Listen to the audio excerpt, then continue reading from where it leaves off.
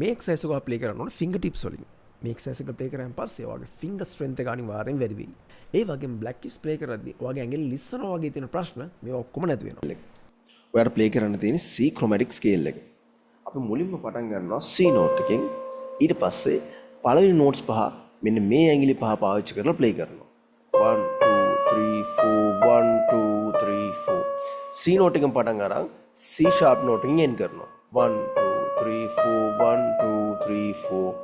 ඊට පස්සේ අපි C sharp note එකෙන් පටන් අරන් D එකෙන් ඉවර කරනවා. 1 2 3 4 1 2 3 4. ඊට පස්සේ D එකෙන් පටන් අරන් D sharp නැත්නම් E flat note එකෙන් ඉවර කරනවා. 1 2 3 4 1 2 3 4. හොඳට මතක තියාගන්න ඕන එක තමයි අපි මේවා ප්ලේ කරද්දී finger tips වලින් ප්ලේ කරන්නේ. ඊට පස්සේ අපි E flat note එකෙන් පටන් අරන් E එකෙන් ඉවර කරනවා. ඔය විදිහට C note එකට වෙනකන් ascending pattern එක play කරන්න. ඊට පස්සේ descending බලනවා අපි C note එකෙන් පටන් අරගෙන B note එකෙන් end කරනවා. B note එකෙන් පටන් අරන් B flat note එකෙන් end කරනවා. ඔය විදිහට ආයෙත් descending pattern එක මෙතන තියෙන C note එක වෙනකම්ම continue කරන්න තියෙනවා. අපි දැන් බලමු කොහොමද අත් දෙකෙන්ම මේක play කරන්න කියලා.